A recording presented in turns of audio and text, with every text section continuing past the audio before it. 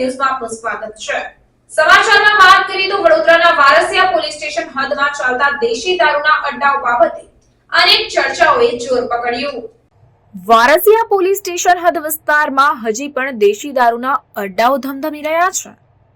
Varasiya police સ્ટેશનના કહેવાતા વહીવટદાર ભરતના બુટલેગરો પર 4 હાથ હોય તેમ લાગી રહ્યું છે।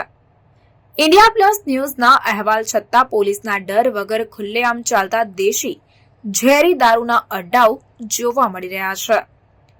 વારસિયા પોલીસ સ્ટેશન હદમાં આવેલા કિશનવાડી વુડાની પાછળ નરેશ નામનો બુટલેગર પાન પડીકીના ગલ્લામાં દેશી દારૂની પણ દુકાન ચલાવે છે।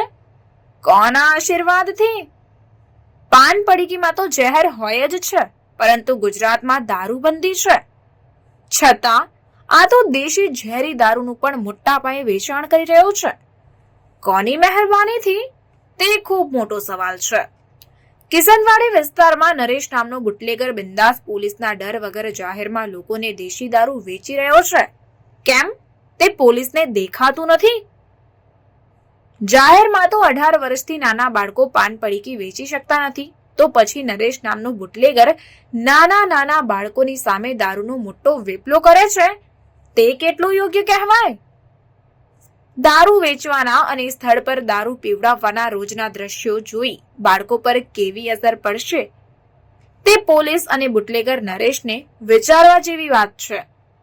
જો કોઈ દારૂ પીનારા દારૂડિયાઓ દારૂ પીધા પછી નાના બાળકો પર નજર બગાડે કે કોઈ ખરાબ પ્રવૃત્તિ કરે તો તેનો જવાબદાર કોણ? તેવા અનેક સવાલો ચર્ચાઈ રહ્યા છે।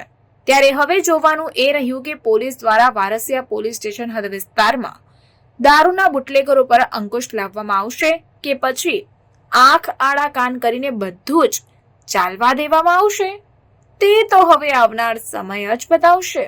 તો જોતા રહો ટૂંક સમયમાં વધુ દેશી દારૂના અડ્ડાઓ વિશે ઇન્ડિયા પ્લસ ન્યૂઝમાં। Reporter Dhavalsinh Solanki, India plus news, Vadodara.